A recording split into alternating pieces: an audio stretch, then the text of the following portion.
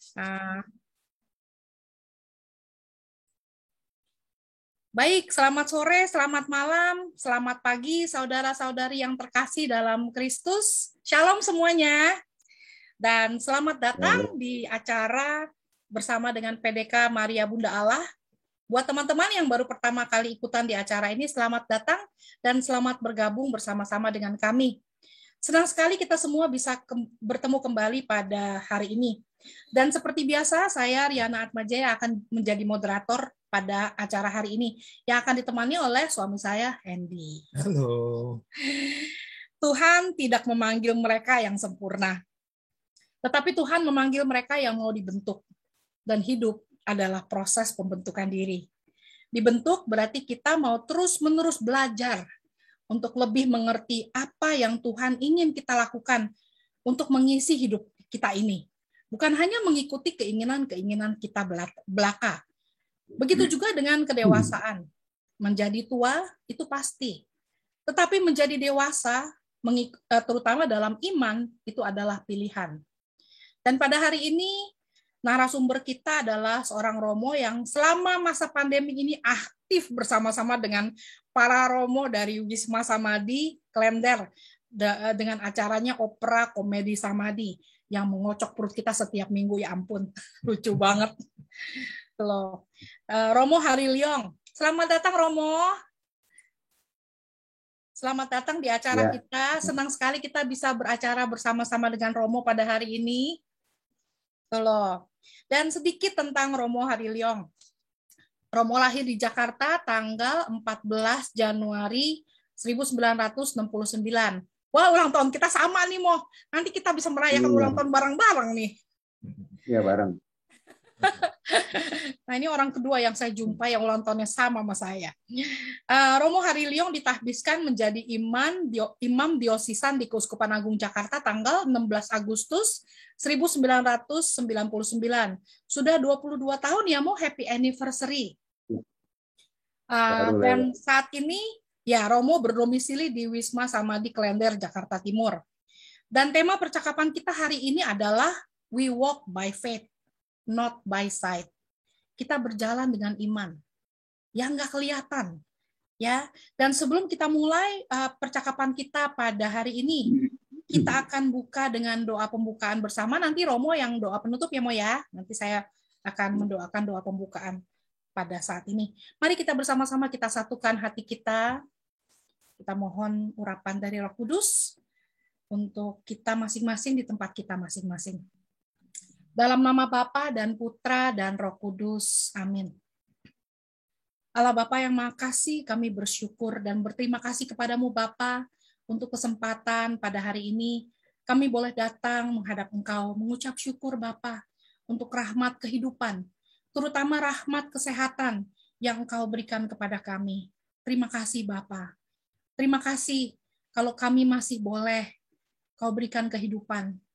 Terima kasih kalau kami masih boleh berkumpul bersama dengan semua teman-teman di sini pada hari ini, Bapak. Terima kasih. Dan Bapak yang Maha Kasih, pada saat ini Bapak kami bersyukur kepadamu, Kau boleh mengumpulkan kami di tempat ini, Bapak. Dari tempat kami masing-masing, kami boleh bersama-sama mau belajar bersama Bapak tentang iman kami. Bagaimana kalau kami boleh percaya kepada Engkau 100%, bukan cuma 50%, bukan cuma 20%, tapi 100%. Kami mau percaya kepadamu. Penyertaan-Mu dalam hidup kami, Bapa. Ajari kami, Bapa, agar kami boleh terus belajar untuk terus menyempurnakan diri kami semakin serupa dengan Yesus Putra-Mu. Dan Bapa yang Maha Kasih, beracaralah pada hari ini. Utuslah Roh Kudus-Mu, Bapa, di tengah-tengah kami.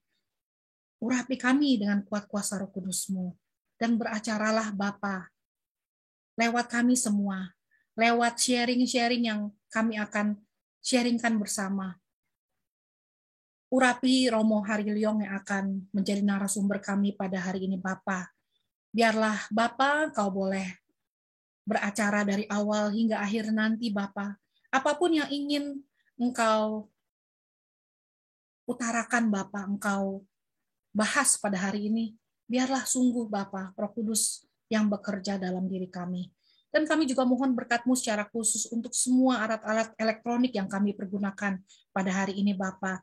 Biarlah Kau boleh urapi semua alat-alat elektronik kami, internet kami, komputer kami, iPad kami, handphone kami, semua Bapa, agar semua bisa berfungsi dengan baik, bisa berjalan dengan baik, agar acara bisa berjalan dengan baik dari awal hingga akhir nanti.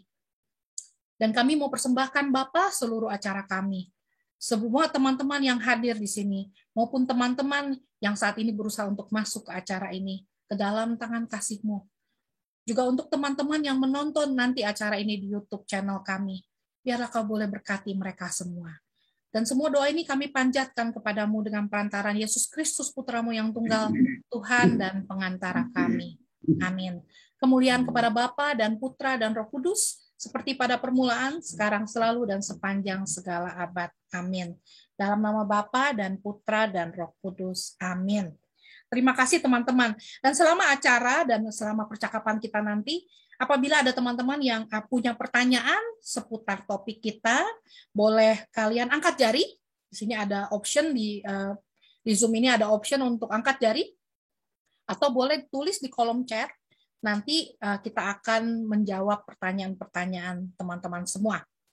Dan sebelum kita mulai acara hari ini, saya ingin Romo sedikit memperkenalkan diri, Romo. Tuh loh, Ya. kita tahu Romo Hariliong, kita juga tahu Romo bikin renungan harian bagus setiap hari. Nah, tapi kita nih banyak dari kita nih yang udah di Amerika udah 10, 20, 30 tahun. Kita terus terang aja, saya pribadi saya nggak pernah dengar namanya Romo Hariliong. Sebelum OKS saya nggak tahu Romo Hariliong siapa gitu loh. Ya, jadi dan saya yakin banyak dari teman-teman juga yang belum kenal siapa Romo Hariliong. Jadi silakan Romo cerita, Romo, kenapa dan kapan Romo kepengen jadi Romo. Terus udah maksudnya apakah keluarga Romo waktu itu kasih Romo waktu Romo memutuskan untuk masuk seminari. Kita mau mendengar cerita Romo dulu nih. Silakan Romo. Ya. Ya, perkenalan ya. Kalau dibilang panggilan saya itu sebenarnya unik juga. Unik dalam arti begini. Saya bukan dari keluarga Katolik. Oh, Romo, sebelum kita lanjutkan, suaranya boleh dikencengin sedikit, nggak kedengeran. Ya, mudah-mudahan udah kenceng ya. Oke, terima kasih. Ya. Panggilan saya itu lumayan unik. Karena saya bukan dari keluarga Katolik awalnya, bukan. Ya, bukan. Saya itu dibaptis kelas 3 SMP 13 Desember 1984. Waktu itu saya kelas 3 SMP Don Bosco Mangga Besar. Ya. Saya lahir 14 Januari 1969, bukan dari keluarga Katolik. Cuma kalau ada Sincia ikut saja gitu ya, Imlek ikut. Setahun 2 kali ke sebuah wihara di daerah Tanjung Kait dulu sama orang tua saya, kakek nenek saya, papi saya itu ya, bisa 2 mobil katakanlah ya. Kalau perginya malam sampai di Jakarta bisa pagi, kalau berangkatnya pagi nanti sampai di Jakarta lagi itu sore itu ya. Nah, saya tertarik untuk menjadi Romo justru ketika saya belum Katolik. Tapi saya sekolah di sekolah TK SD di Strada Taman Sari. Saya dari paroki, asal saya paroki Santo Petrus Paulus Mangga Besar. Ya. Waktu itu sekitar kelas 2 SD, kami mau masuk kelas, habis istirahat ya, tiba-tiba ada satu orang bule. Saya nggak tahu waktu itu siapa, itu apa, saya nggak ngerti. Ya, satu saya masih kelas 2 SD, 2 saya belum Katolik, bukan dari keluarga Katolik. Dan kehadiran orang ini sangat menarik. Ada seorang bule, orang Eropa, orang Belanda, loh kok pakaiannya aneh seperti ini. Ya, rupanya mau ada misa sekolah. Ya. Tapi karena saya kelas 2 SD waktu itu saya nggak ikut. Itu untuk yang kelas 5, kelas 6 gitu ya. Nah, ketika mau masuk kelas itu kami anak-anak murid begitu melihat sosok pribadi yang menarik ini, kami mendatangi mereka. Padahal itu lagi baris dan mau masuk kelas. Dan anehnya itu guru nggak ngomel-ngomel, diam-diam aja. Bahkan guru itu datangi ke orang ini, lalu salaman, senyum-senyum, kami juga salaman, saya juga ikut rame-rame salaman. Lalu ya itulah dia, ada sesuatu yang menarik. Kepala anak-anak itu dipegang, saya juga kepala dipegang. Nah, kemudian saya tanya, itu apa? Itu siapa? Lalu teman saya bilang, oh itu Romo Skiuren, Pastor Skiuren, Pastor Mangga Besar, dari teman saya yang Katolik gitu ya. Oh iya ya. Nah, sebenarnya ketertarikan saya mau menjadi Romo itu ya di situ. Ya, ketertarikan saya untuk menjadi Romo itu ya di situ. Saya nanti kalau sudah besar pengen seperti itu. Kalau sudah besar pengen seperti dia. Ini cuma begitu saja, ya. Oke. Kemudian saya kelas 4 SD, saya mulai les agama. 4 SD. Ya, kebetulan sekolah membuka les agama untuk calon baptis. Tapi saya baru 2 bulanan les agama gagal. Karena males. Ya, males. Biasanya sudah pulang sekolah hari Sabtu, loh ini kok ada pelajaran lagi. Males. Ya, bulan-bulan awal, minggu pertama, bulan pertama, kedua, itu saya ikut les agama. Tapi akhirnya gagal. Ada sesuatu yang menarik. Kurang lebih, ya, waktu itu saya nggak tahu. Gereja itu ada Katolik, ada Kristen, saya nggak tahu. Meskipun saya sekolah di sekolah Katolik, itu kira-kira kelas 3 SD, saya ngelihat teman-teman saya itu ya, kalau pagi sekitar jam 7 itu kumpul di satu tempat, satu rumah di depan halaman, lalu ada mobil call itu ya datang, lalu mereka masuk ke dalam mobil call itu ya pakaiannya rapi, pakai sepatu, ya. Saya liatin itu berapa minggu, 1, 2, 3 minggu. Lalu saya tanya, ngapain kalian minggu pagi? Oh, ke gereja, dijemput jam 7, jam 7-an gitu ya. Lalu nanti teman-teman itu ya yang rumahnya berdekatan dengan saya itu berangkat ke suatu gereja. Saya bilang mami saya, papi saya, itu kepengen dong ke gereja, boleh nggak? Ya kalau ke gereja karena mami saya juga kenal dan rupanya itu gereja Pantekosta itu ya. Dan mami papi saya juga kenal dengan pendetanya, rumahnya itu dekat ya. Sudah opa oma ya, seorang opa yang jadi pendeta ngomong, oh ya boleh. Kalau si Hari mau ikut boleh, datang aja. Nanti jam 7 kumpul di sini, dijemput ke gereja Pantekosta di, kalau di Bapak Ibu tahu Musatek, daerah apa Musatek ya, pasar Jakarta Pusat, Sawah Besar, Musatek ya. Belakangnya itu ada gereja Pantekosta, nah di situ. Dan cukup lama saya di situ ya. Saya baru selesai dalam arti dari kelas 3 SD sampai kelas 1 SMA saya ke gereja Pantekosta rutin. Saya senang ke gereja Pantekosta pada saat itu ya, pada saat itu. Nah, oke, itu kelas 2 SD, kelas 3 mulai ke gereja, tapi gereja Pantekosta. Tawaran untuk dibaptis di gereja Pantekosta entah bagaimana, saya nggak minta maaf saja, saya nggak menanggapi itu ya. Nah, tamat SD tahun 82 saya masuk SMP Don Bosco Mangga Besar ya. Ketika awal kelas 2 SD, saya juga pada saat itu belum Katolik ya, saya ada tawaran di sekolah, siapa yang mau menjadi Katolik, ada pelajaran. Nah, ketika saya mulai masuk kelas 2 SMP, saya les agama. Juga ada sesuatu yang menarik sekitar kelas 1 SMP. Kenapa? Romo yang dulu saya senangi di kelas 3 SD, di kelas 2 SD itu, datang ke gereja, datang ke sekolah Don Bosco. Rupanya ada misa. ya, ada misa. Saya ikut misa, saya liatin aja gitu ya.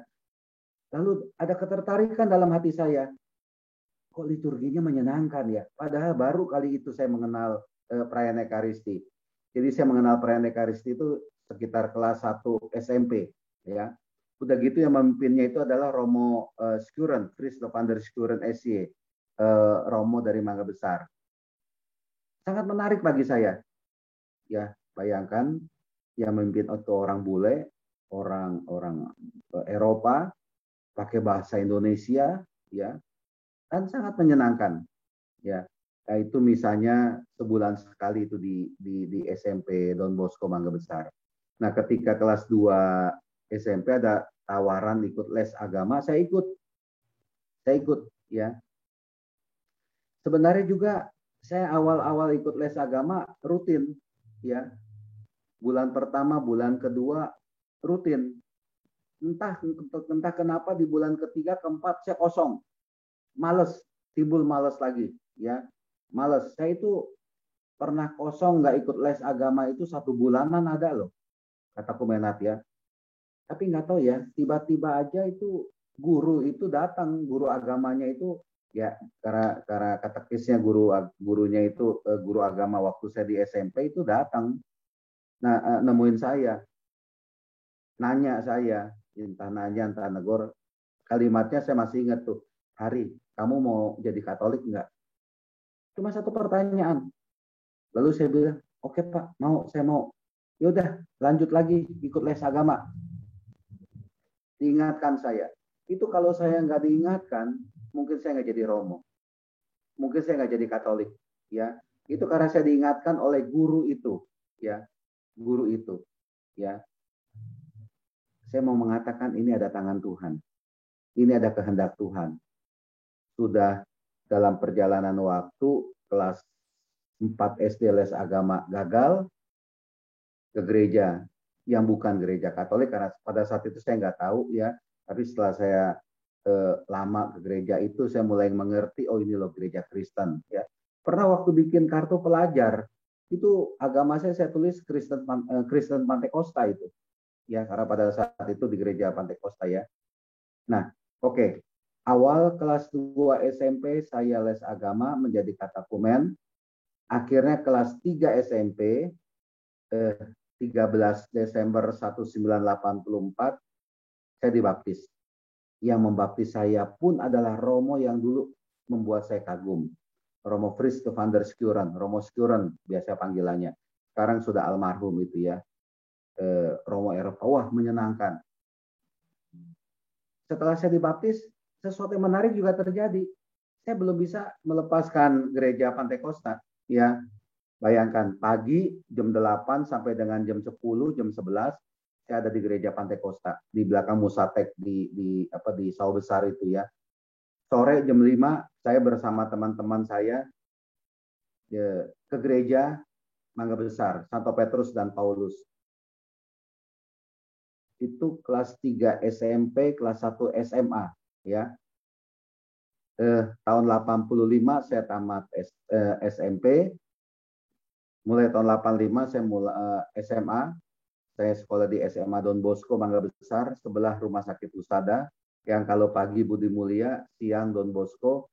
Nah, sekali waktu ketika saya misa sore hari itu, saya lihat loh kok itu sepertinya ada teman saya yang jadi misdinar. Ya, teman saya jadi misdinar. Lalu saya bilang, saya juga mau jadi misdinar dong, kelas 1 SMA pada saat itu ya. Ya udah kalau mau jadi misdinar datang aja hari Minggu jam 9.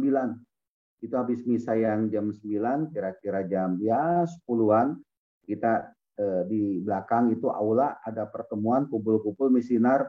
Pokoknya nanti temuin dia, nanti ikut gabung dalam pertemuan itu ya. Oke.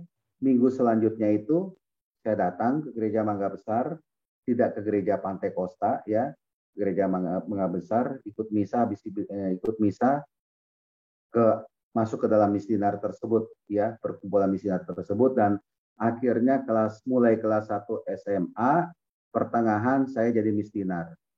Nah, ketika saya jadi misdinar, saya sudah tidak lagi ke gereja Pantai Kosta, sampai pendetanya itu nanyain saya loh, rumah saya didatangi mami saya, itu si Hari mana?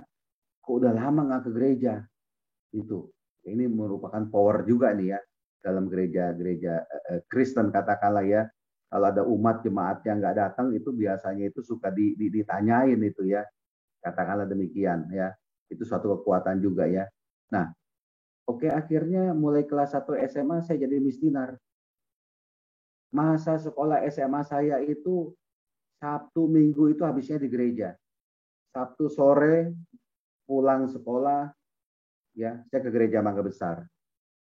Minggu pagi sekitar jam 7-an saya ke gereja Mangga Besar. Pulang jam 3 atau jam 2 ada pertemuan gitu. Biasa setiap minggu itu ada pertemuan. Pulang ke rumah istirahat sebentar, jam 4:30 sudah ke gereja Mangga Besar lagi. Petrus Paulus ya. Terus akhirnya saya senang jadi misdinar.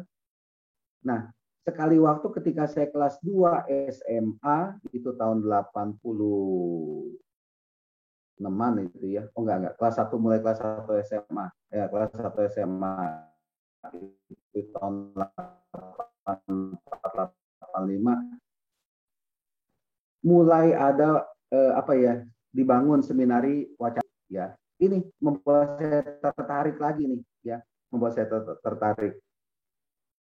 Saya sudah punya pikiran, bisa nggak ya kalau tamat SMA ini saya masuk seminari, saya pengen coba masuk jadi romo. Saya akan coba jadi romo ya. Seminari itu mulai menerima pendaftaran angkatan 8, itu angkatan pertama masuk seminari Wacana Bakti. Tahun 88 saya tamat SMA, saya lamar. Ya, sebelum tamat SMA saya melamar untuk masuk ke seminari Wacana Bakti. Ya, orang tua saya sih pada saat itu meskipun belum Katolik ya, mereka melarang enggak, mengizinkan juga enggak. Akhirnya dalam perjalanan waktu saya tahu mami saya pernah bilang begini, papi itu dulu ketika saya mau masuk seminari, di satu pihak enggak setuju karena bukan Katolik orang tua saya. Tetapi ayah saya itu, papi saya ini punya pendapat demikian. Udahlah, kalau si Hari pengen mau jadi romo, mau jadi pastor, masuk seminari, biarinin aja. Ntar juga nggak lama lagi keluar. Katakanlah gitu ya. Wah, palingan 1 bulan, 2 bulan dia di seminari juga keluar, nggak betah. Ya, nggak tahu, ya nggak tahu ya. Ada tangan Tuhan, ada rencana Tuhan juga ya. Ya oke, tahun 88 itu saya tamat SMA, saya daftar ke seminari, diterima. Ya, tahun 88 saya mulai masuk ke seminar KPA itu tamatan SMA. Tamat SMA kalau masuk seminari menengah itu kelas persiapan atas ya. Setahun di Wacana Bakti saya setahun. Nah, di akhir KPA kelas persiapan atas yang mau lulus itu harus lamar ke tarekat atau ordo atau mau masuk mana yang dia ingin itu ya. Lalu saya melamar ke Uskupan Agung Jakarta. Diterima juga. Ya, jadi mulai tahun 89 saya lamar ke Jakarta, diterima, dan sekitar bulan Agustus 89 saya sudah jadi frater. Ya, sudah jadi frater. Yang menarik adalah ketika saya masuk KPA kelas persiapan atas di Wacana Bakti, orang tua saya dua-duanya, mami papi saya itu les agama. Yang mengajar les agama itu ketua lingkungan di rumah ketua lingkungan itu, karena dia di satu pihak ketua lingkungan, di lain pihak adalah katekis, guru agama itu untuk para calon baptis. Dan syukur akhirnya mami papi saya di tanggal 4 April 1990 mereka berdua dibaptis. Saya sudah jadi frater. Dan kebetulan waktu itu membaptis Romo Rohadi ya di Paroki Mangga Besar. Saya diajak oleh Romo Rohadi untuk mendampingi, untuk kalau bilang konselebran ya bukan mendampingi lah, karena kalau konselebran itu untuk romo-romo lah ya, ikut mendampingi acara pembaptisan itu. Wah, sangat menyenangkan, ya, menyenangkan. Nah, ya, saya sudah jadi frater itu, dan akhirnya dalam perjalanan waktu dengan segala lika-liku, pahit manisnya menjadi frater, akhirnya 19 Agustus 1999 saya ditahbiskan menjadi imam di paroki Santo Aloysius Gonzaga di Cijantung, ya, Cijantung. Ya, dalam perjalanan dari tahun 88 sampai dengan jadi juga sesuatu yang menarik. Teman saya ada 9. Sejak tahun 88 masuk seminari di KPA kelas persiapan atas. Teman-teman dari, ya, ada 9 yang lulus. Dari 9 itu ada yang melamar ke SY, ada yang melamar ke SCY, ada yang melamar ke Projo Jakarta, ya. Ada yang diterima, ada yang tidak diterima. Yang diterima ini melanjutkan menjadi frater, ya. Yang tidak diterima ini mundur, ya. Dan dalam perjalanan waktu akhirnya dari 9 tersebut entah Tuhan mau apa, kok yang dijadikan itu cuma satu. Yang jadi itu cuma satu, yaitu saya. Itu kalau ketemu teman-teman saya, mereka pada ketawa. Dalam arti gini, wah, sepertinya kami menjebloskan kamu. Saya dijebloskan jadi imam. Ya akhirnya kalau ketemu dengan teman-teman ya menarik juga, katakanlah ya.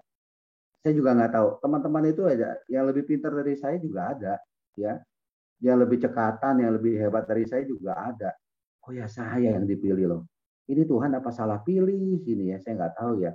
Ini Tuhan ketika milih ini mungkin cap cip cup itu ya, cap cip cup 1 2 3, nggak tahu ya, tak kena di saya itu loh, ya. Ya tapi udahlah, itu rencana Tuhan. Yang saya mau katakan itu adalah rencana Tuhan. Nah, ya akhirnya tahun 99 saya ditahbiskan. Tugas pertama saya di Bojong Indah, tugas kedua saya di Jalan Malang, tugas ketiga saya di Cijantung, tugas keempat saya di Yogyakarta, gereja Pangkalan, Lanut Adi Sucipto, gereja Santo Mikael, ya, itu di kompleks TNI Angkatan Udara, umatnya lumayan banyak dari Angkatan Udara, dekat, dia satu kompleks dengan bandara di Jogja itu ya. Kemudian tugas selanjutnya saya di Pulau Gebang, habis dari Pulau Gebang ke Jalan Malang, habis dari Jalan Malang ke Samadi, gitu ya. Nah di Samadi saya masuk 19 Agustus 2020. Jadi sudah 1 tahunan lebih lah. 1 tahun lebih beberapa hari saya di Samadi ini. Ya. Nah itu perkenalan yang cukup panjang dari saya, itu berapa menit itu saya ngomong itu ya. Terima kasih Romo, terima kasih. Jadi Tuhan ngajak Romo keliling-keliling dulu ya Mo ya. Ya. Keliling-keliling dulu. Ya, saya juga talking about gereja Pantekostal. Saya juga waktu kecil juga pernah ikutan di gereja Pantekostal juga. Tuh loh, jangan-jangan gerejanya sama lagi. Tuh Gimana itu? Saya nggak ingat, tapi mungkin kayaknya dekat daerah kayak Karanganyar gitu, Mo. Itu gereja rumahan juga. Jadi kita juga dijemput. Saya dulu kecil tinggal di Senen. Oh, Senen, ya. Ya, jadi kita ikutan gereja gitu, dijemput juga persis sama. Makanya begitu Romo cerita, saya bilang, wah sama. Tuh loh. Jadi saya juga ikutan gereja Pantekostal, kecil, seneng karena banyak nyanyi-nyanyi, banyak kreatif, banyak segala macam. Iya betul, rame. Buat anak kecil seneng. Ya. Oke, kita udah mendengar cerita tentang Romo, perjalanan Romo, pelayanan Romo, terus kehidupan Romo. Jadi sekarang nih cerita satu keluarga udah Katolik semua nih, Mo. Sudah. Jadi seluruh keluarga. Saya dibaptis tahun 84, tahun 85 adik saya dibaptis dengan satu keluarga om saya, tante saya. Sebelumnya juga tahun 82-an itu om saya sekeluarga dibaptis. Ya. Dan yang menjadi wali baptis saya adalah om saya itu, adik dari papi, ya. Tapi ya papi semua sekarang sudah Katolik, tapi mami papi saya sekarang kalau ikut misanya itu di sorga. Oh, sama Mo, papi mami saya juga. Kalau bisa di sorga mereka. Itu dia. Alias sudah Iya, yatim piatu saya. iya. Gimana sih udah ulang tahunnya sama, mami papi juga udah pada di surga semua. Ini kita kayak Ya, janjian aja nih mau. ya betul. Anyway, terus apa namanya? Nah, kita hari ini kita membahas satu topik yang amat sangat penting ya, dan saya rasa ini Romo juga bisa mengkaitkan dengan pengalaman pribadi Romo sendiri. We walk by faith, not by sight.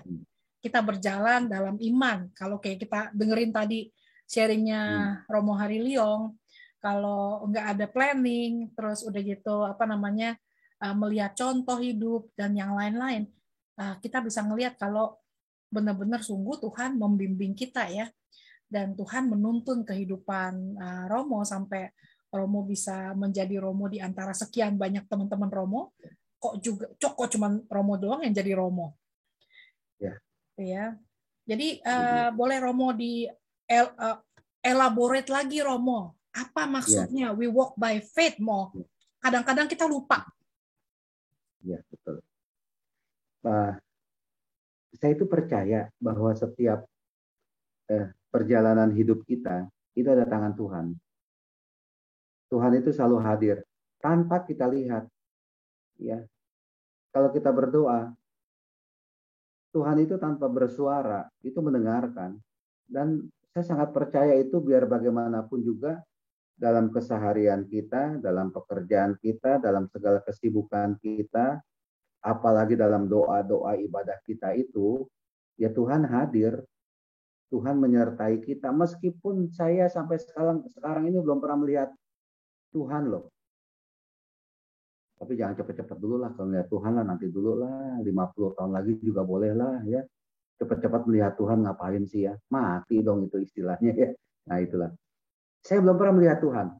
Saya tahu Yesus itu dari wajah yang di foto-foto itu saja. Oh ini loh wajahnya Yesus. Gimana ya. Benar saya belum pernah melihat Tuhan. Jangankan melihat. Mendengarkan suara Tuhan. Kadang-kala ada orang itu suka bertanya, Romo itu emang mau jadi Romo itu mendengarkan suara Tuhan? Tiba-tiba saja lagi tidur atau lagi santai-santai ngopi, hari-hari sini jadi pastor. Nggak ada saya suara seperti itu, nggak pernah. Seperti hanya Samuel lagi tidur tiba-tiba, Samuel, Samuel, Samuel bangun. Begitu ya.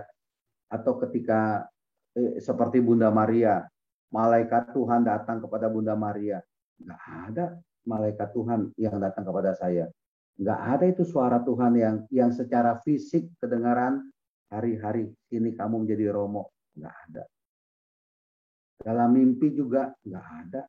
Yusuf dalam mimpi itu bertemu dengan malaikat itu ya. Nggak ada itu dalam mimpi saya ketemu malaikat Tuhan datang lalu bilang kamu jadi pastor ya. Enggak. Tapi biar gimana pun juga saya percaya. Meskipun saya tidak melihat, tapi ya di situ ada tangan Tuhan. Ya, tangan Tuhan. Ada ya Tuhan punya kehendak kepada saya itu jelas itu. Dan bisa kita ketahui itu lewat apa? Ya lewat refleksi kita. Lewat permenungan kita. Ya. Karena Tuhan itu menyampaikan pesannya kepada kita itu ya lewat caranya dia sendiri. Dan saya tidak akan menuntut Tuhan itu kalau engkau mau bicara sesuatu yang ngomong yang jelas. Kadang-kala Tuhan itu nggak berbicara dan tidak kedengaran, tidak nampak. Ya, tapi saya percaya Tuhan itu hadir dalam kehidupan kita semua. Ya, ada suami istri suka ribut terus berantem, berkeluh kesah melulu. Nggak tahu kalau Bapak Ibu pasangan Anda di sini gimana itu ya. Dulu ketika pacaran ngelihat suaminya seperti ngelihat siapa itu ya. Ya, aktor ganteng kali gitu ya. Kalau ngelihat pacarnya, ngelihat kekasihnya seperti ngelihat bintang film cantik. Sekarang begitu ngelihat suaminya, ngelihat istrinya, wah, udah berantem terus gitu ya. Cekcok melulu. Itu kalau ketemu itu seperti anjing ketemu anjing, berantem. Kayak kucing ketemu kucing, ribut. Tapi ini bukan yang ada di sini ya, itu yang ada di luar ya. Mereka yang nggak ikut acara ini, acara persekutuan doa ini ya. Tapi entah bagaimana dalam perjalanan waktu, si suami mulai sadar, si istri mulai sadar, ngapain sih hidup rumah tangga ribut melulu? Ini sudah menjalin hidup rumah tangga 10 tahun, 15 tahun, 20 tahun, sudah pesta perak bahkan atau bagaimana. Kok ngapain sih ribut sih? Ya. Kok ngapain sih saling caci maki? Nah, akhirnya mulai menyadari dan akhirnya mau membentuk rumah tangga yang baik. Mau mengubah yang tadinya mulai ribut, yang tadinya mulai curiga, yang tadinya yang sudah mulai ada ringan tangan, diubah. Ya diubah. Dan akhirnya setelah sekian lama menjalani hidup rumah tangga, terbentuklah rumah tangga yang penuh dengan kasih. Tanpa gimana ya, bisa berubah rumah tangganya.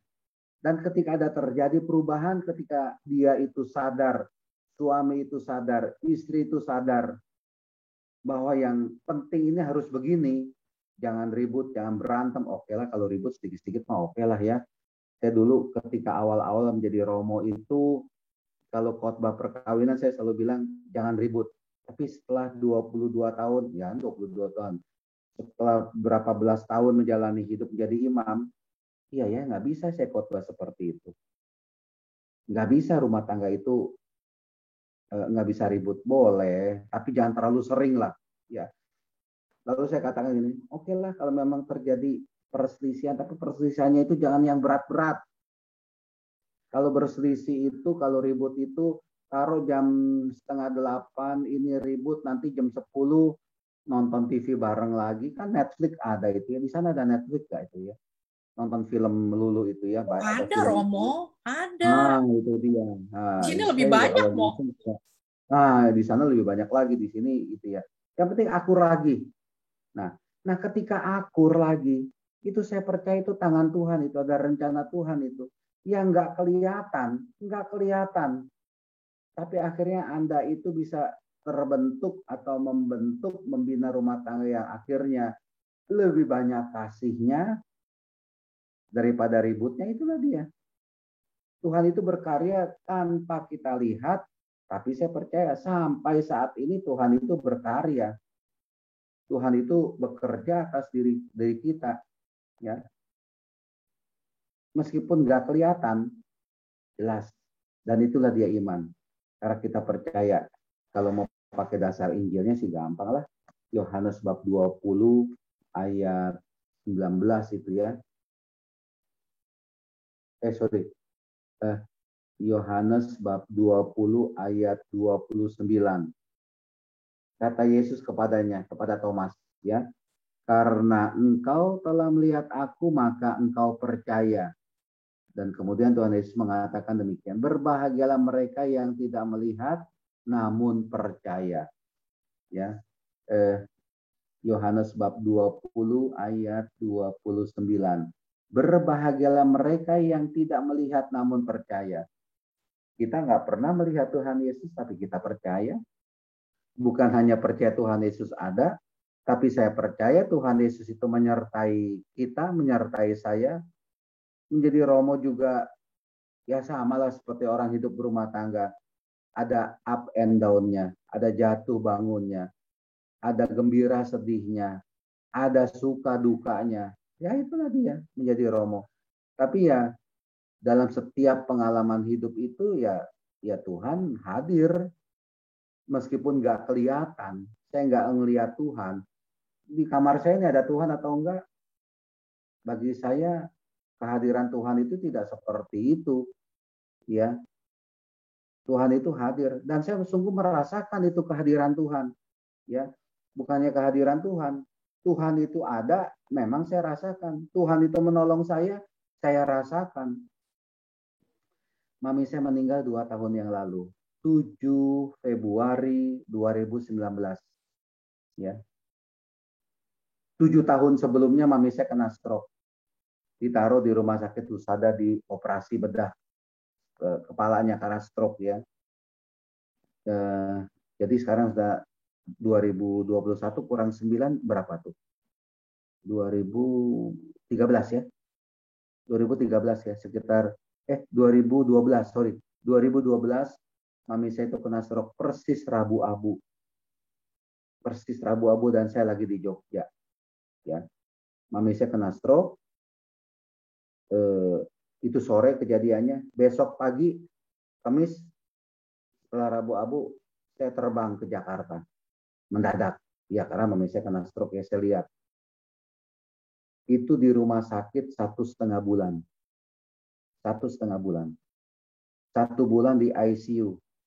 2 minggu di unit stroke di rumah sakit Husada. Biayanya berapa? 480 juta. 480 juta. Bapak Ibu, saya bukan pengusaha ya. Saya romo. Uang saku saya berapa? Adik saya juga kerja, bukan bos ya, bukan direktur, karyawan biasa. Saya 2 bersaudara. Satu saya, satu lagi adik lelaki ya. Dia cuma tinggal adik saya tinggal di apartemen di apa itu ya? Green Park View di Danmogot. Bukan apartemen mewah, apartemen subsidi ya. Biasa-biasa saja. Bayangkan harus mendapatkan uang 480 juta untuk biaya mami saya masuk rumah sakit. 1 bulanan di ICU, 2 mingguan di unit stroke. Dan biaya di ICU itu ketika kalau saya lagi jaga itu ya. Ya saya bolak-balik Jakarta, Jogja. 5 hari Jakarta, lalu balik ke Jogja, nanti 2-3 minggu lagi saya datang lagi ke Jakarta. Kan surga saya utamanya di Jogja. Ya. Duit dari mana? Ya. Duit dari mana? 480-an juta. Tapi ada dokter bedahnya itu tahu saya romo, dia orang Kristen. Oke Romo, saya bantu, kami bantu. Saya akan bilang dengan teman-teman saya supaya biaya operasi kepala itu bukan biaya jasa dokternya itu free. Jasa dokternya itu free. Oke. Lalu dokter visitnya itu yang datang ada beberapa dokter. Pas ada dokter yang Katolik juga. Beberapa dokter juga bilang, udah Romo nanti biaya visitasinya itu kami nihilkan 0. Karena anaknya Romo, saya Romo gitu ya. Oke. Itu pun masih bayar 480 juta. Ya. Nangis saya ketika misalkan saja lagi nungguin gitu ya. Siang keluarga Nyonya Liong. Aduh, itu saya mesti tanda tangan. Itu bisa 25 juta, 30 juta untuk obat. Sekali lagi, saya Romo loh. Tampangnya aja bos. Tapi duit mah nggak ada gitu ya. Ya, duit nggak ada ya. Tapi itulah dia ya saya mau katakan. Saya katakan. Mami saya masuk rumah sakit 1,5 bulan. Begitu mami saya pulang, keluar dari rumah sakit, semuanya itu lunas. Sumbangan ada saja datang. Itu saya nggak tahu dari mana itu uang. Tapi yang pasti itu uang halal. Uang sumbangan itu ya banyak ya. Adik saya bilang, oh ada sumbangan. Ya udah, bayarin. Sampai orang kasirnya itu bingung. Ini keluarga Nyonya Leong ini hampir tiap hari ini setor melulu uang. Daripada dibawa pulang atau gimana ya. Udah deh, dapat berapa? Store. Saya juga begitu. Dapat berapa? Saya mau nyicil untuk biaya mami saya. Sampai orang kasir itu, biasanya orang itu sekali bayar, udah nanti aja. Ini enggak. Itu barang ya 2-3 hari bisa setiap hari itu datang ke kasir daripada pegang uang gitu ya banyak buka apa gimana hitung store sampai akhirnya mami saya keluar dari rumah sakit kami tidak punya hutang. Bayangkan ya 480 juta dalam waktu 1,5 bulan. Siapa itu yang kerja buat saya? Siapa itu yang kerja buat mami saya? Siapa itu yang kerja buat kami?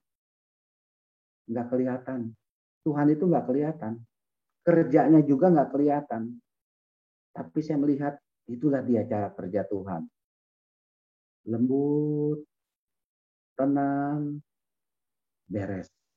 Ya, mami saya itu keluar dari rumah sakit 480 juta. Itu kalau misalkan dokter visitasi ada biayanya, dokter bedah ada biayanya, 0,5 M habis. Tapi itulah dia. Itu benar saya rasakan Tuhan itu bekerja. Tuhan itu ada. Meskipun saya tidak melihat, tapi ya karya Tuhan itu kelihatan jelas bagi saya. Betapa Tuhan itu sebenarnya sungguh mencintai kita. Jadi kita ini oke lah, nggak usah percaya sama Tuhan. Kalau apa ya, sepertinya halnya Thomas, Tuhan itu nggak kelihatan kok, Tuhan itu ada atau enggak kok, ya, ya, ya. Tapi itulah dia tangan Tuhan dalam kehidupan kita, ya, itu. Jadi kalau mau dikaitkan dengan berjalan dengan iman, tapi bukan dengan melihat, ya itu dia. Salah satu pengalaman yang sungguh saya alami. Saya akhirnya punya pendapat begini.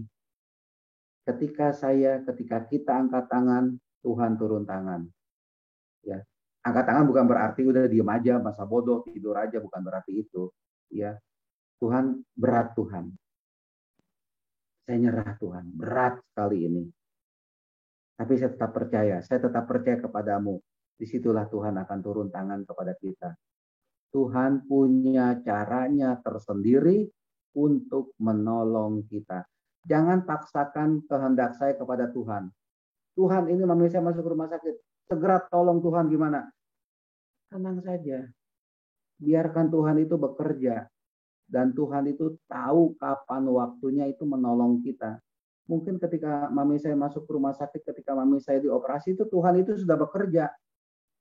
Coba kalau meninggal. Bisa saja kalau meninggal. Gagal operasinya. Kenapa operasinya bisa berhasil? Ya karena tangan Tuhan. Ya, itulah dia yang saya mau katakan. Ya lebih baik kita percaya sajalah meskipun kita ini belum melihat. Kalau mau melihat Tuhan nanti tenang-tenang aja, akan ada waktunya. Kita melihat seterusnya itu selamanya. Oh ini loh Tuhan. Tenang-tenang aja saya pikir. Ya. Nah itu mungkin untuk menanggapi berjalan dalam iman itu. Ya. Mungkin kalau Baik, ada yang Romo. mau bertanya. Ya, terus juga kan Romo kan waktu itu kan sempat tahun lalu ya Mo ya, sempat kena COVID juga ya Mo ya, sampai masuk ke Kena ICU COVID juga, ya. 10 hari. Ya. Terus Itu juga saya gimana Romo? merasakan tangan Tuhan, Gimana kehadiran Tuhan rasanya itu. Romo waktu itu? Rasanya gimana ya?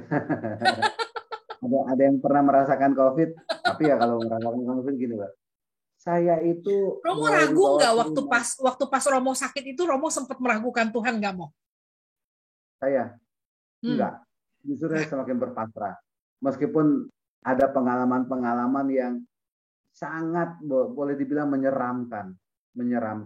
Begini, tanggal 12 November 2020 saya masuk, saya lagi tidur, tapi badan memang saya habis misa itu ya, Kamis itu hari Kamis habis misa online seperti biasa. Di sini kan di Wisma Samadhi, Puspas ya, Pusat Pastoral Samadhi, itu setiap hari biasa itu jam setengah 7 ya, waktu Indonesia bagian barat ya, WIB itu ya, setengah 7 ada misa pagi. Kalau hari Minggu jam 7 itu saya misa paginya saya misa. Memang salahnya saya juga sih. Salahnya apa? Nekat, terlalu percaya diri. Hari Rabu itu Romoy sudah ngomong ke saya, Liong, lu kuat nggak lu? Udah demam itu, udah demam. Oh udah bisa.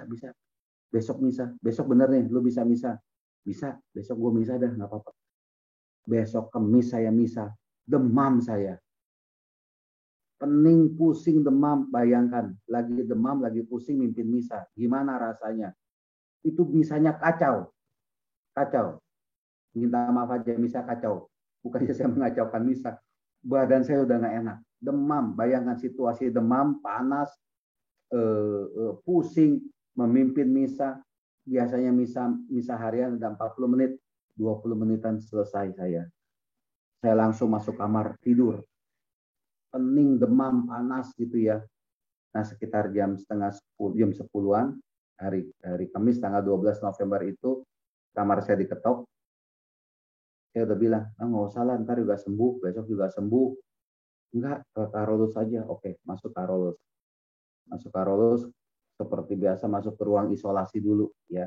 Di sana saya di swab PCR itu ya. Lalu setelah nunggu sekian beberapa jam masuk ke kamar. Kamarnya juga karena mengikuti protokol, jadi kamarnya itu jadi satu juga, dalam arti satu orang satu kamar itu ya. Itu di ruang Fransiskus. Itu pasien COVID semua, zona merah. Nah, tanggal 13 ketahuan hasilnya. Saya positif COVID. 13 November. Oke. Yang sangat menarik itu tanggal 15 November. Sangat menarik itu sampai sekarang saya catat di kepala saya. 15 November sekitar pukul 6.40, 18.40 ya. Itu menjelang sudah malam juga ya, itu ya. Dokter datang ke kamar saya, perawat juga datang ke kamar saya. Saya juga kaget, ini kenapa ini rame-rame datang? Nggak rame-rame sih. Ada 3-4 orang datang dengan pakaian APD lengkap, cuma mengatakan demikian. Romo, kami pindah ya ke ICU. Bagaimana Bapak Ibu? Lagi enak-enak santai di kamar, di rumah sakit. Seandainya Bapak Ibu, saudara-saudari, langsung diajak oleh dokter, oleh perawat, oleh suster, pindah ya ke ruang ICU, gimana rasanya? Saya begitu mau dipindah ke ruang ICU, saya ngomong begini, loh kenapa saya dipindah ke ruang ICU? Saya di sini aja lah. Jangan Romo, saturasi Romo menurun. Sekarang sudah di bawah 80. Kami nggak mau sesuatu yang terjadi. Romo harus masuk ICU. 72 saturasi saya. Yang mestinya 94, 95 aja itu udah warning itu ya. Ini sudah 72, 73. Waduh, ya sudah masuk ICU. Masuk ICU dipasangi alat itu mulai jam 6.40, 7 kurang 20 hari Minggu itu 15 November hari Minggu. Sekitar jam 8 kurang seperempat saya lagi santai sudah di ruang ICU. Jadi di ruang ICU-nya itu ada 6 kamar. Atau ada sekat-sekatnya ya, sekat-sekatnya. Sudah pasang infus, sudah pasang alat segala macam, sudah dipasang bukan ventilator ya, oksigen kadar tinggi begitu ya. Sekitar jam 8 kurang seperempat suster datang ke kamar saya. Apa yang dikatakan suster itu kepada saya? Romo mau perminyakan enggak? Bayangkan itu. Sudah dipindah ke ICU, sudah masuk ICU, sudah pasang alat-alat, sudah pasang oksigen kadar tinggi, namanya ya. Jam 8 kurang seperempat, perawat datang, Romo mau perminyakan enggak? Bayangkan kalau Bapak Ibu saudara-saudari begitu. Sudah dipindah ke ICU, lalu ditawari perminyakan. Gimana rasanya? Ya, manis-manis pedas. Kalau menurut saya itu lebih kencang pedasnya saya pikir ya. Aduh, lewat nih saya nih. Saya punya pikiran begitu. Selesai hidup saya nih. Tinggal sesaat lagi nih hidup saya nih. Lalu entah gimana saya punya pikiran. Ya udahlah, terserahlah. Nah, begitu saya ditawari perminyakan, saya tanya, Romonya datang? Enggak Romo, video call. Aduh, terima kasih dah, nggak usah dah. Saya di Jakarta ini sekarang ini banyak pelayanan perminyakan video call. Awalnya ketika itu ya saya bilang, aduh nggak usah deh. Tapi nggak taunya dalam perjalanan waktu sekitar bulan Juli saya juga berapa kali kasih perminyakan video call, ya karena sangat darurat. Dan yang penting keuskupan mengizinkan, ya udah dalam situ. Untuk datang ke ICU ya nggak berani saya juga walaupun sudah sembuh, ya. Romo yang mau ngasih saya perminyakan datang juga nggak berani juga itu ya. Nah, saya punya pikiran adalah nggak usah lah ya. Nah itulah dia pengalaman yang sangat boleh dibilang menyeramkan. Masuk ICU dan ditawari perminyakan. Ya bagaimana Bapak Ibu saudara-saudari kalau seandainya masuk rumah sakit dimasukkan ke ICU, setelah masuk ICU sudah di ICU ditawari mau perminyakan enggak? Rasanya gimana? Ya saya sendiri akhirnya ya pasrah. Saya sempat punya pikiran selesai dah hidup saya nih. Selesai dah ya. Tapi itu tadi ya sesuatu yang menarik terjadi hari waktu Sampai akhirnya saya mengatakan dalam hati saya begini, saya nggak mau kalah sama COVID. Itu, saya nggak mau kalah. Saya tanya sama perawat itu, gimana caranya supaya saya bisa ngelawan COVID? Satu, tidur tengkurap, back front itu dada jadi diganjal dengan bantal. Katanya itu untuk menaikkan saturasi supaya udara juga paru-parunya terbuka. Itu satu. Kedua, ini menggerak-gerakkan tangan, ya. Begitu tangan direntangkan ke kiri kanannya semuanya, tarik nafas, buang. Tarik nafas. Kalau mau batuk, batukin aja Romo, biar batuk. Itu. Jadi udara itu masuk, paru-paru saya juga udah banyak putihnya loh. Itu hasil foto toraks itu ya, itu ronsen lah istilahnya, itu udah banyak putihnya itu ya. Tapi saya lawan, ya. Saya gerak tangan ke atas sambil narik nafas, turun lagi. Itu pagi, siang, sore, malam, itu terus saya lakukan, ya. Terus saya lakukan dengan tidur tengkurap. Saturasi saya naik. Perawat juga mulai tenang, dokter juga mulai tenang karena ada catatannya. Saturasi saya itu 98, 99, 100, 99, 100, 98. Paling rendah itu 97, 97, 98. Wah, bagus ini. Makin lama makin bagus. Ya. Dan akhirnya ya setelah kemudian kadar oksigen yang masuk ke dalam hidung saya ini makin diturunkan. Belum dicabut, tapi makin diturunkan. Dengan kadar oksigen yang dengan alat bantu oksigen dengan diturunkan, saya masih bisa bernafas bagus. Turunkan lagi masih bagus, turunkan lagi masih bagus. Akhirnya ya dokter, perawat, saya juga udah tanya, kapan saya dipindah ke kamar biasa? Tunggu dulu Romo, tahan dulu beberapa saat. Nunggu beberapa saat itu berapa hari itu ya. Nah akhirnya ya syukur kepada Allah, saya 10 hari di ICU. Ya. 15 masuk ICU, 25 juga sore hari saya sudah merdeka dari ICU. Bebas dari ICU. Ya. Nah, kemudian tanggal 12 November masuk, tanggal 21 Desember keluar, persis 40 hari saya retret agung di Padang Gurun yang namanya Carolus. Seperti halnya Tuhan Yesus 40 hari dicoba di Padang Gurun, saya 40 hari retret agung di rumah sakit Carolus dengan COVID itu. Nah, itulah dia. Sampai saya akhirnya bisa sembuh, keluar dari itu. Kalau sudah masuk ICU itu ya katanya sih 60-70% lewat. Saya itu di rumah sakit, di ICU itu setiap hari itu ngeliat peti mati didorong loh. Peti mati didorong, kan kelihatan itu. Meskipun tertutup itu setidaknya masih bisa ngelongok ya, setengahnya itu kaca, melihat peti mati itu keluar masuk. Bahkan pernah satu hari itu ada 3 peti mati. 3 peti mati. Bagaimana itu rasanya itu? Waduh. Tapi itu bagi awal-awalnya saja. Tapi setelah hari ke-6 saya melihat saturasi saya sudah bagus. Sesak nafasnya juga sudah mulai berkurang. Kadar oksigen yang dengan alat bantu itu masuk ke dalam tubuh saya itu sudah diturunkan. Nah, itulah dia. Saya pikir itulah dia tangan Tuhan juga ya. Pekerjaan Tuhan juga yang tidak kelihatan. Saya nggak ngelihat. Tapi ya saya percaya di situ Tuhan itu bekerja. Ya, Tuhan itu bekerja. Sampai akhirnya 21. Wah, saya punya pikiran begini. Itu sesuatu yang menarik begini. Itu saya sampai 9 kali swab. Swab yang ke-6 saya negatif. Swab yang ke-6 negatif, lalu saya dipindah dari ruang zona merah ke zona hijau.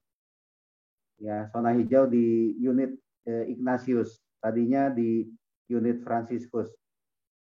Sebelum dipindah ke unit Ignatius, saya swab yang ke-7. Tapi swab yang ke-7 kan hasilnya besok. Ya, saya sudah negatif swab yang ke-6. Kemudian saya dipindah ke ruang zona hijau. dengan harapan nanti karena di sana itu gini, harus 2 kali berturut-turut swabnya itu negatif. Nggak bisa satu, kalau Romo, Frater, Suster itu kalau kena COVID di sana harus 2 kali swab PCR itu negatif berturut-turut. Yang terjadi bagaimana? Swab yang ke-6 negatif. Kemudian dipindah ke zona hijau. Yang sebelumnya ada swab yang ke-7. Swab yang ke-7 positif lagi. Matang saya. Sudah negatif, positif. Saya tanya CT-nya berapa? 39,50 sekian. Kalau dinyatakan negatif itu udah 40. Ya. Ya sudah. Itu hari Sabtu. Tanggal enggak. Itu hari Kamis. Hari Kamis, ya. Waduh, ini saya mesti swab 2 kali lagi untuk negatif. Ini saya Natalan di Karolus ini jangan-jangan, ya. Jangan-jangan Natalan di rumah sakit Karolus ini saya. Karena swab yang ke-7 itu positif. Hari Sabtu Sabtu pagi jam setengah 10 swab lagi yang ke-9. Swab yang ke-8. Yang ke-6 negatif, ke-7 positif, swab yang ke-8. Swab yang ke-8 itu hari Minggu. Sabtu sore. Sabtu pagi ya. Ini kok Minggu hasilnya kok nggak ada ini, belum kelihatan ini. Aduh, jangan-jangan positif lagi nih saya nih. Ya. Waduh, Natalan di Karolus nih. Ya udahlah, akhirnya saya pasrah lah. Tiba-tiba Minggu sore, petugas swab datang lagi. Ya, Romo swab lagi loh. Saya tanya, loh kemarin swab yang kemarin gimana? Sudah negatif Romo. Negatif ya. Syukur kepada Allah. Ya. Jadi swab yang ke-8 negatif. Lalu ini swab yang ke-9. Itu hari Minggu sore. Karena biasanya itu karena waktu itu swab yang ke-8 itu Sabtu sekitar jam 10 mestinya, ya Minggu malam pun mungkin karena hari libur itu ya. Lalu Minggu pagi saya nungguin nggak ada, Minggu siang ada hasilnya, Minggu sore akhirnya petugas swab datang, swab saya yang ke-9. Wah, tinggal tinggal yang ke-9 ini nih. Lihat hasilnya besok. Kalau besok positif, Natalan lah saya di Karolus. Kalau saya besok negatif, pulang saya. 40 hari loh, bosan itu. Di ruangannya segitu-segitu aja. 40 hari segitu-segitu aja. Sangat membosankan.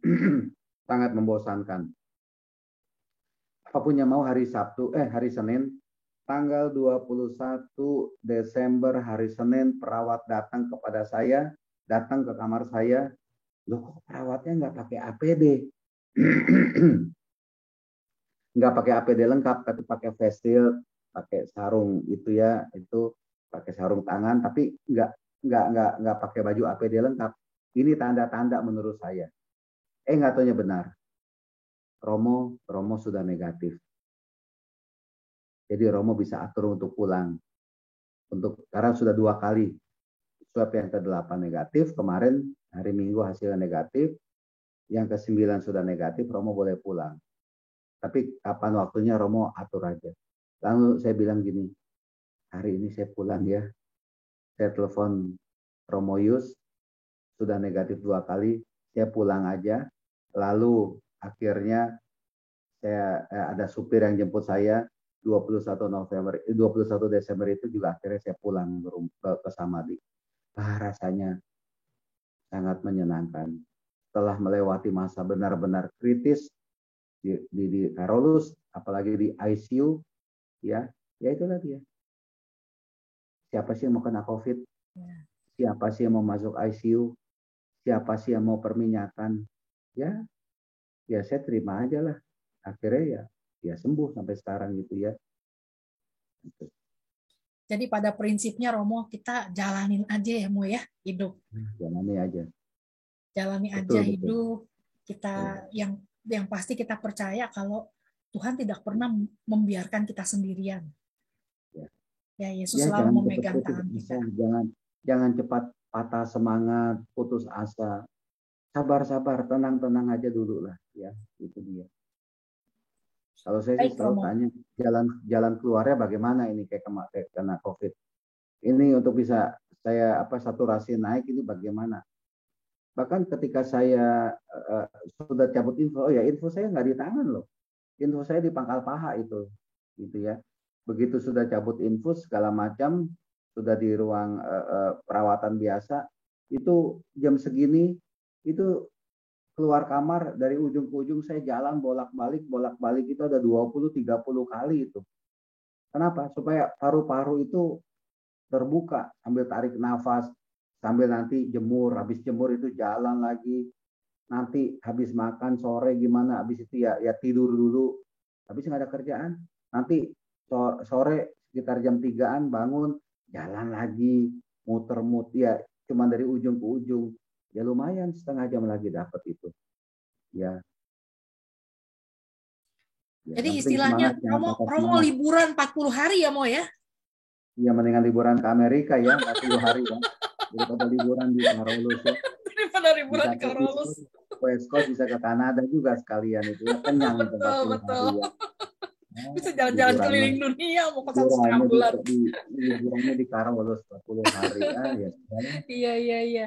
Dan Romo, ini kita mengikuti banyak acara-acara Romo dan para Romo-Romo di Samadhi. Dan saya pernah dengar salah satu di acara Romo Yus pernah cerita kalau Romo Liong itu paling sering bercokol di Husada, terutama di Oh, rumah rumah duka. dukanya Husada.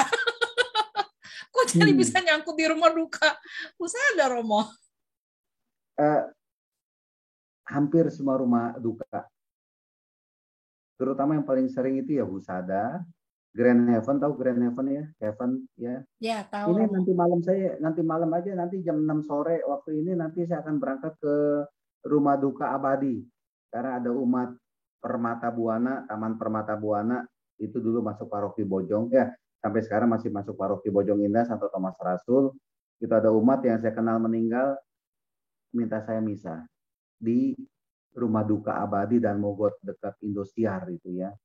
Itu. Besok siang ada peringatan arwah. Kemarin juga ada hampir, ya bukan hampir ya, bukan tiap hari. Ya pokoknya pelayanan yang paling banyak itu adalah pelayanan kematian. Ya, entah di Grand Heaven, entah di Rumah Duka Husada, entah di Rumah Duka Jelambar, di Oasis juga ada.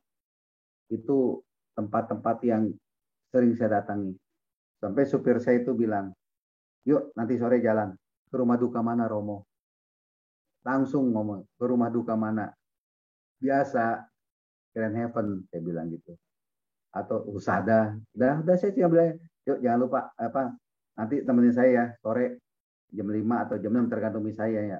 Tergantung misalnya. Usada. Mereka udah ngerti dah. Usada. Kemana? Grand Heaven. Udah ngerti. Ke Heaven Atma Jaya. Udah tahu. Udah hafal. Sering dipanggil itu untuk kematian. Itu panggilan khusus loh, Mo. Ya supaya orang yang meninggal bisa bergembira bersama Tuhan di surga ya gitu ya. Ya, syukur kepada Tuhan ya. Itu panggilan istimewa betul. Saya ngerasain sekali sih Romo waktu pas mama saya nggak ada juga kan. Mama nggak ada di Carolus juga. Oh, mama nggak ada bukan di Carolus di Ongkomulyo tapi ditransfer ke Carolus dan Mulyo Pulau Mas ya. ya betul betul karena mama waktu itu kan kena cancer jadi mama meninggal di Ongkomulyo terus baru kita transfer ke Carolus. Terus di rumah dukanya di Carolus. Ya, tahun 2008 waktu itu. Jadi dan waktu itu saya kebetulan kenal sama Romo Istejo Maya dari Keuskupan Ketapang. Dan Romo Is pas lagi cerita, saya pas lagi pulang dan Romo Is kebetulan panggil saya, dia bilang, Riana kok pas kebetulan online. Aku bilang, iya nih mau nih, mama baru nggak ada. Terus langsung dia bilang, di rumah sakit mana Riana? Carolus. Oke, saya langsung datang. Jadi Romo Is yang memimpin misa bareng sama Romo dari paroki saya di Jakarta di Kelapa Gading Mall. Oh iya, Tuh. Kelapa Gading.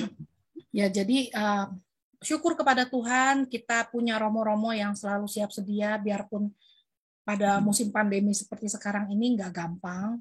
Ya banyak romo-romo yang nggak, maksudnya takut juga kan kalau keluar-keluar, apalagi pas lagi pandemi belum selesai. Dan kita appreciate Romo, kita appreciate sekali apa yang Romo kerjain ya. Dan itu satu penghiburan luar biasa untuk keluarga-keluarga yang ditinggalkan. Terima kasih untuk pelayanannya. Dan ada satu pertanyaan lagi buat Romo. Apa saran Romo nih untuk teman-teman yang saat ini ada di sini, yang mungkin saat ini sedang bergumul dengan kehidupan mereka? Kita berjalan dengan iman yang hanya bisa kita amini, gak gampang, pasti susah dengan cerita-cerita Romo tadi. Terus menurut Romo, bagaimana cara yang paling efektif untuk merawat iman kita, terutama ketika kita dihadapkan pada permasalahan hidup yang begitu berat. Kadang-kadang berdoa pun kita udah nggak bisa loh, Mo. Iya, iya. Oke.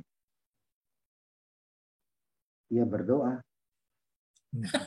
Berdoa itu nggak usah ngomong loh. Berdoa itu, Tuhan itu tahu masalah kita. Tuhan itu sudah tahu persoalan kita. Tuhan itu udah tahu. Jadi kalau gitu apa fungsinya berdoa? Oh, berdoa itu banyak fungsinya. Saya sadar saya manusia lemah. Ya, kayak tadi apa itu ya? Patah semangat, kecewa. Kok doanya nggak dikabulkan? Kok berdoa begini-begini aja? Doa itu punya kekuatan, ya. Doa itu punya kekuatan. Doa itu selalu ada hasilnya bagi kita. Lalu fungsi doa itu apa? Kalau Tuhan sudah tahu, Tuhan sudah tahu. Tapi fungsi doa itu bagi kita apa? Menguatkan kita. Bahwa kita sadar bahwa Tuhan itu nggak pernah meninggalkan kita. Pokoknya dalam setiap masalah, dalam setiap persoalan, itu jangan seolah-olah you merasa berjalan sendiri, nggak ada yang menemani. Enggak, yang menemani itu adalah Tuhan. Meskipun nggak kita lihat, ya, tapi kita percaya Tuhan itu hadir. Juga berhadapan dengan masalah, kita jangan cepat patah semangat. Tetap melihat harapan itu ada, tetap ada harapan, ya. Oh ya, kalau berdoa itu terkadang saya berdoa itu atas nama Bapa, Putra dan Roh Kudus. Amin, diam aja merebut. Ada lilin atau ada musik, instrumen, udah saya menghadirkan wajah Tuhan dalam dalam keheningan itu, dan saya nggak ngomong apa-apa. Itu kadang-kala begitu. Kita nggak usah ngomong apa-apa. Mungkin yang kita perlukan adalah saya mau dekat dengan Tuhan. Saya mau merasakan kehadiran Tuhan. Lewat lagu instrumen rohani yang lembut itu, ya, di mana hati kita sudah nyaman, sudah tenang. Itu jawaban dari Tuhan. Yang dimana Tuhan sendiri nggak akan datang kepada saya lalu nepuk-nepuk saya, ngelus-ngelus saya. Ya, menurut saya ketika saya merasa nyaman dari situasi gundah gulana, lalu ada damai, ada sukacita lagi, itulah dia, ya, jawaban dari Tuhan. Ya, maka dari itu berhadapan dengan masalah, obat yang paling manjur ya doa, saya pikir, nggak ada lain. Tapi doa itu kita nggak harus banyak ngomong, nggak usah harus banyak bicara. Mungkin mengucap satu kata atau satu kalimat, Tuhan tolonglah saya. Dah itu saja. Lalu kita hening, ya, entah di depan salib Yesus atau bagaimana, ya. Dalam keheningan itu kita nggak harus kita berbicara banyak doa itu. Tuhan itu sudah tahu, Tuhan itu sudah ngerti. Mungkin Tuhan itu hanya menghendaki, ini kamu dalam situasi lemah lesu, sini datang kepada saya. Kan Tuhan Yesus juga bilang gitu. Datanglah kepadaku, mereka yang letih lesu dan beban berat, aku akan memberikan kelegaan kepadamu. Itulah dia. Ya, Tuhan itu hanya menghendaki, sini datang kepada saya. Ya, sini. Engkau punya beban berat, sini datang kepada saya. Engkau punya masalah hidup yang berat, sini datang kepada saya. Dan ya kita hadir di hadapan Tuhan tanpa kita banyak ngomong, tanpa kita banyak bicara. Tuhan itu pasti bekerja, akan bertindak kepada kita semua itu. Ya. Jangan melupakan doa. Dan itu saja, ya. Jangan patah Baik. semangat, jangan putus asa, seperti itu. Ya, baik Romo. Oh, Kadang-kadang tuh kita suka terlalu jadi otodidak loh, Mo. Kita iya, terutama itu dia. kita yang orang-orang Katolik nih, Iya, Mo, yang cuman doanya iya, mengandalkan buku doa, ya, terus iya. mengandalkan apa namanya doa-doa Doanya yang tuh kita yang kenal gimana aja. gitu ya. Iya. Betul, betul, betul. Terlalu Hmm. devotional. Bagus, saya rasa devotional, tapi yang saya yang saya pikirkan adalah apa yang Tuhan inginkan sebenarnya dari kita adalah relasi, toh, Mo. Iya Relasi betul. kita dengan Dia. Makanya dari itu. Kedekatan kita dengan Tuhan itu yang utama. Itu yang utama. Baik, Ya, Romo, terima ya, kasih. Terus ya. saya mau membuka 1-2 pertanyaan dari teman-teman. Apabila ada teman-teman yang mau bertanya tentang topik kita hari ini, silakan boleh jump in. Siapa yang mau ada pertanyaan, 1 atau 2 pertanyaan dari pembicaraan kita pada malam hari ini? Siapa yang ada pertanyaan dengan Romo, mungkin lagi struggle dengan permasalahan hidup, gimana cara untuk mengatasi ini dan itu. Ada pertanyaan nggak? Halo, saya mau say hi Ya, aja sama saya mau say hi sama Romo Hariliong. Ya, Romo, masih kenal nggak? siapa nih? Junli, teman SMA, Romo di Don Bosco. Siapa? Sorry, sorry. Junli, teman SMA Romo Oh, di Don Bosco. Cindy. Iya. Kamu waktu mau masuk ke Amerika, saya bikinin suratnya itu ya. Saya ingat ya. Ingat tuh. Iya, iya benar. Iya, iya, iya, iya. Ingat, kita duduk di Ah, bangkunya di belakang saya, itu Romo Hariliong. iya, iya, iya. Di kelas 2, kalau nggak salah, apa kelas 1. Terus Romo Iya. juga yang baptisin anak saya kan? Aha. Lupa. Di tahun Ingat, ingat, ingat. 99 tuh pas Romo baru ditakbiskan jadi Romo. Itu Iya, di iya, iya, gereja iya. Santo Bonaventura. Oh iya. Waktu itu saya sudah diakon, baru diakon. Oh, baru Eh, diakon. Oh, ya, 99 itu. diakon belum Romo. Lalu di Bonaventura saya masih diakon, belum jadi Romo. Oh, belum jadi Romo. Ya, tahun 98 99 itu. Oh, ha, ha. Ya. ya, thank you Sekarang untuk Romo, sapaannya. oke. Thank you untuk sapaannya. Terus ada lagi yang mau bertanya sama Romo Hariliong? Udah Romo, jelas ya? Ya, silakan iya, Ibu Dede. itu Romo kesaksiannya luar biasa ya. Dari cerita Romo, kita berjalan dengan iman itu harus pasrah ya Romo. Yang Iya. namanya pasrah eh, seutuhnya bahwa Tuhan pasti menyertai kita. Tapi kadang-kadang Romo, kita ini manusia Romo. Ya. Sukanya kan kita mikir Romo. Emang sih, karena kemarin yang kita session yang lalu itu kita harus seperti mempunyai iman yang seperti anak-anak. Anak nggak bakal mikir, ya kan? Nah, saya mau nyambung yang lalu itu yang namanya bagaimana kita bisa pasrah 100% nih, Romo. Bagaimana waktu Romo lihat peti-peti itu masuk kamar 2, 3 gitu. Ya, nah, terus kan pasti ada yang masuk dalam pikiran. Gimana Romo? Iya. Saya hanya menyanyikan lagu di kami ini para Romo ya. Frater, suster itu ada yang namanya kompletorium, ibadat malam. Itu ada Kidung Simeon ya. Ada Kidung Simeon. Itu kalau kompletorium kadang kami selalu menyanyikan Kidung Simeon itu. Ke dalam tanganmu ku serahkan diriku, ya Tuhan penyelamatku. Udah, ketika saya masuk ICU, Saya ingat Kidung Simeon itu, ya, Kidung Simeon, ya, ketika kami melakukan doa malam penutup itu ya, kompletorium, dan doa itu sepenggal kalimat itu menjadi doa saya dalam hati sambil menyanyikan atau saya ucapkan, ke dalam tanganmu kuserahkan hidupku. Atau saya nyanyikan seperti tadi itu ya, ke dalam tanganmu kuserahkan diriku, ya Tuhan penyelamatku. Ketika saya menyanyikan lagu itu saya pasrah. Ya mungkin karena saya sebagai imam ya, sebagai romo ya, dalam arti memang sudah diajari katakanlah untuk lebih berpasrah, menyerahkan diri kepada Tuhan.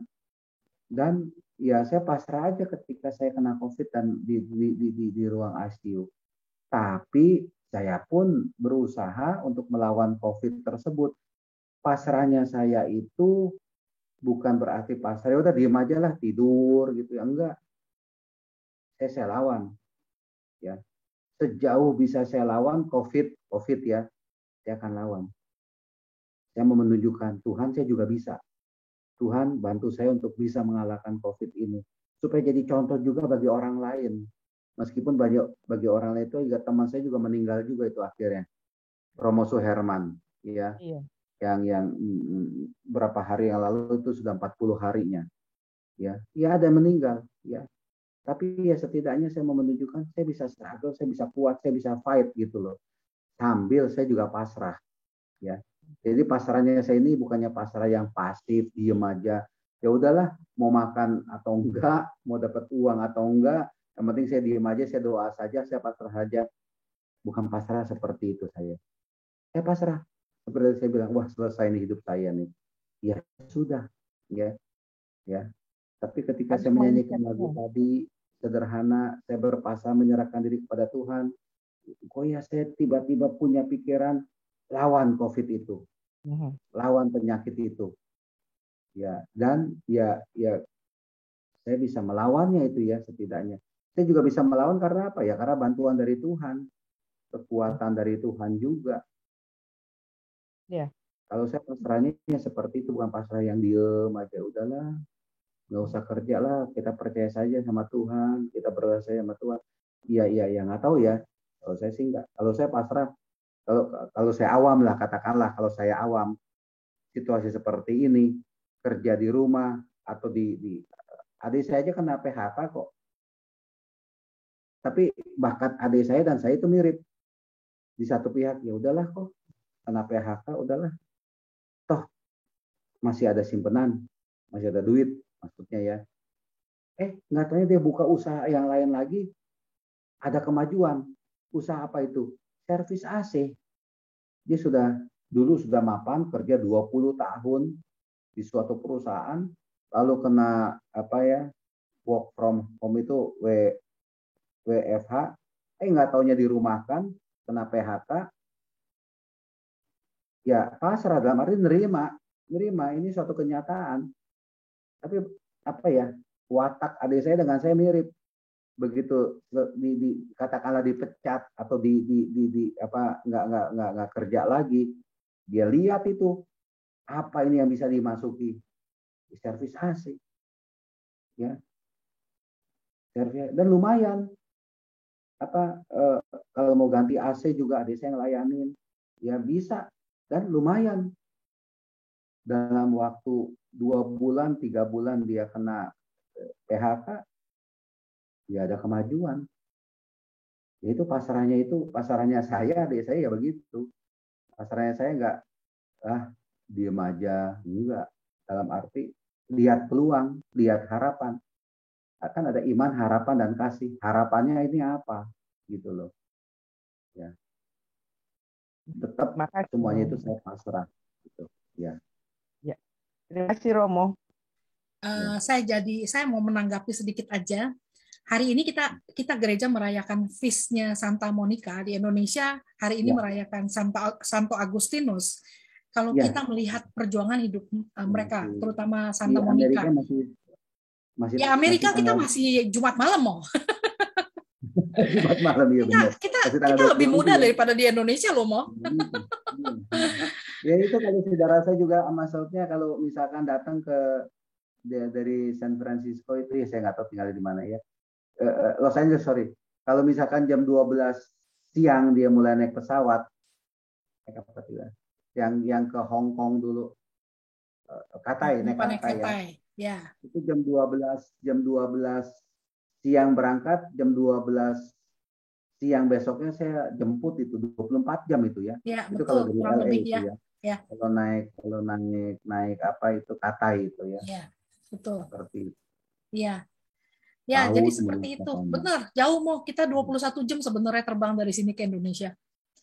Kalau jadi Nah, hari ini kita merayakan Feast Santa Monica. Santa Monica puluhan tahun berdoa untuk pertobatan anaknya. Ya, dan dia tidak putus asa. Patricius. Suaminya juga Patricius juga, tapi biasanya disebutkan Agustinus anaknya. Ya, betul. Suaminya juga kacau itu Patricius itu. Iya. Suami saya baru nanya nih, suaminya Santa Monica siapa ya? Kita nggak kenal. Patricius. Oh, Patricius. Oke. Ya, jadi ya bersyukur kepada Tuhan kalau kita punya contoh-contoh para santo dan santa yang begitu luar biasa ya dalam kepasrahan mereka. Kalau buat saya tambahin dikit, kalau buat orang yang imannya goyang, lihatlah contohnya mereka.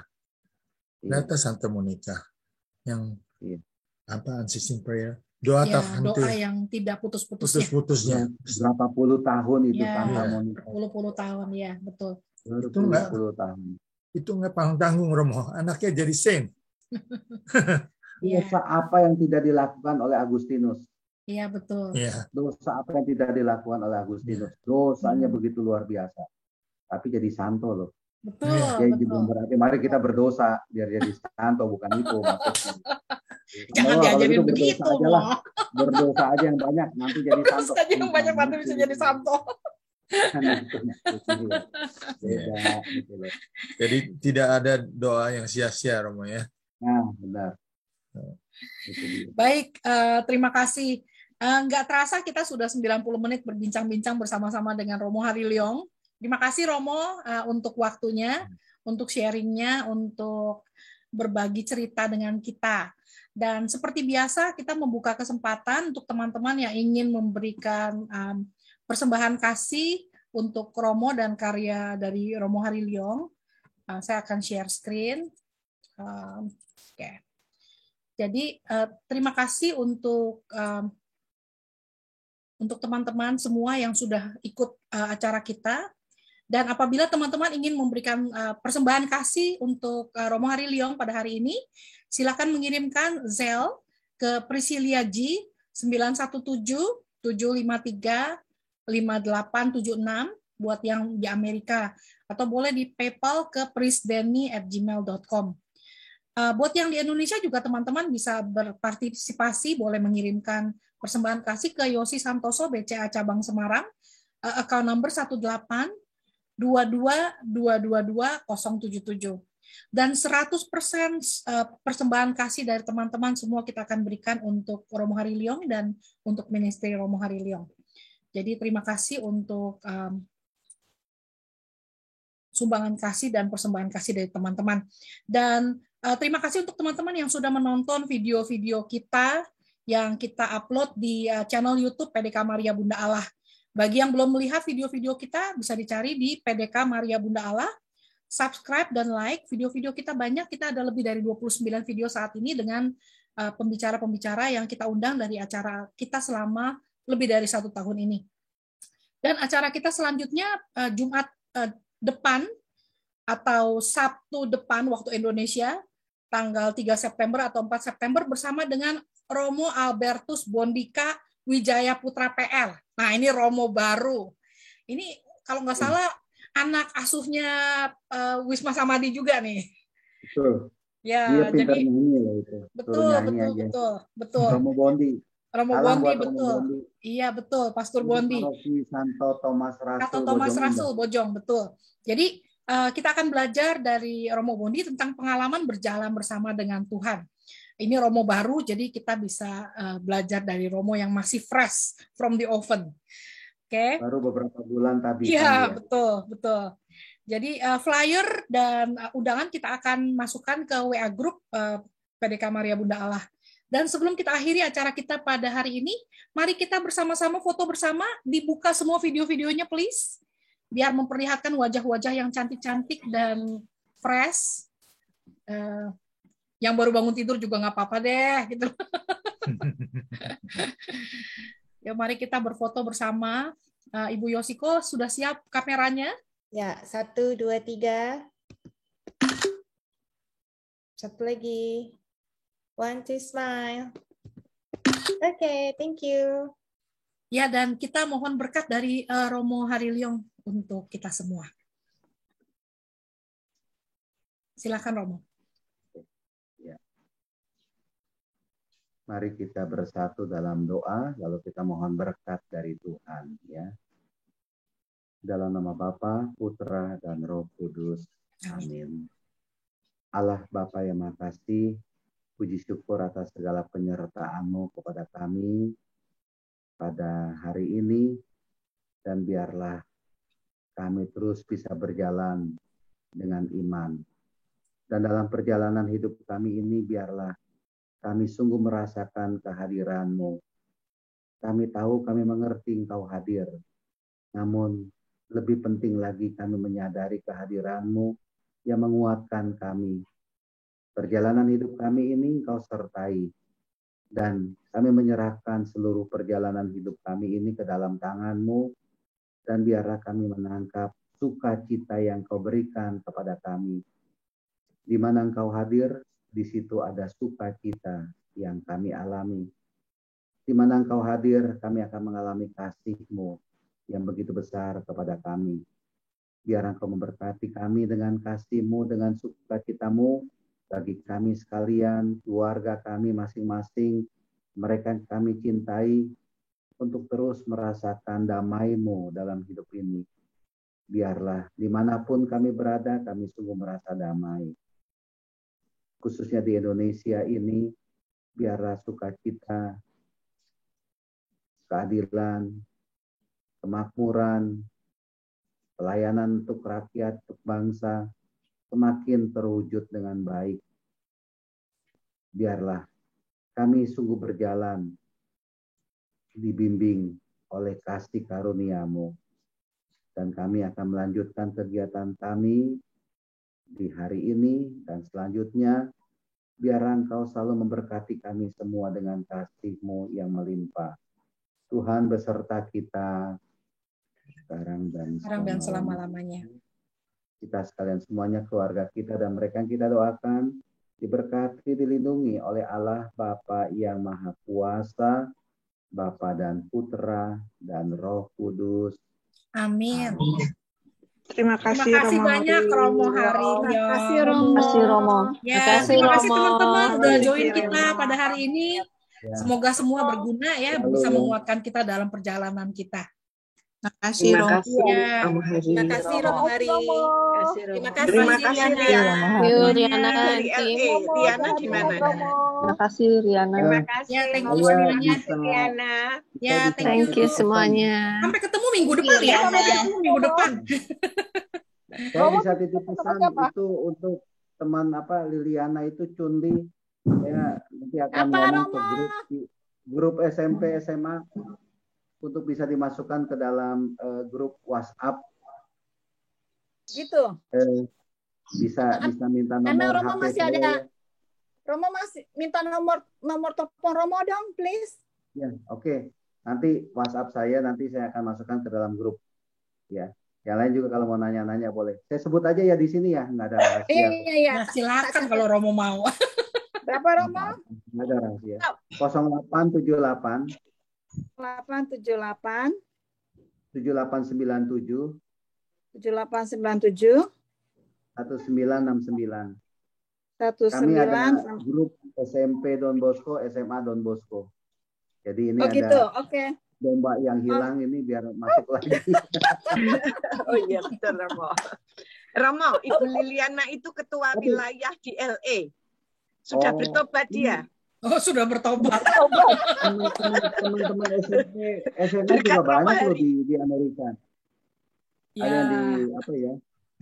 Saya selalu kalau bilang kalau dia mau datang ke Indonesia, saya bilang itu bawa coklat Ghirardelli itu loh. Waduh. Itu orangnya kemana semua? Ingat-ingat itu, Riana. Kalau dia tanya, Romo saya mau datang ke Jakarta, mau ke Indonesia, Romo nitip apa? Udah nggak usah repot-repot tuh bawa coklat Ghirardelli, di sana kan banyak gitu ya. Iya, Sip, Romo, sip. Itu dia. Kapan Romo ke LA? Romo yang ke LA kapan? Nanti sudah selesai pandemi lagi. Riana ada di mana ya? Ibu Oh, saya di San Riana Francisco. Oh, Oh, di Ibu Riana Francisco. San Francisco. Ya, saya di San Francisco. Iya, iya. Kita di LA. Iya, Sama betul. Suryani. Betul, Iya. betul. Ya. Romo Terima Hari. kasih udah join kita hari ini. Ya, sama-sama. Ya, Ini support. Saya Ya. selalu mendengarkan renungan Romo Hari. Saya adiknya Hermanto Endang yang di Pulau Gebang. Oh, Setiap iya, hari tahu, dia tahu. kirim. Ya, Iya. terima kasih Terus bagus sekali. ini juga dia pasti buka Makan. Kenapa Romo enggak jelas? Oh, dan itu. kan dia pasti sudah WhatsApp saya nih. Oh ya, Nanti apa gitu. Pak Oke. Hermanto tahu kenal saya. Pak Hermanto, iya saya sampaikan juga. Ya. Ya, terima kasih semuanya. Terima kasih, Terima Romo. kasih. Ya, sampai ketemu lagi minggu depan. Ya. Thank you, Tante. Selamat. Thank you. Istirahat. Thank you semuanya. Ya. Terima kasih Romo. Terima kasih, Terima kasih, Romo. Sampai Romo. ketemu lagi nanti, Romo.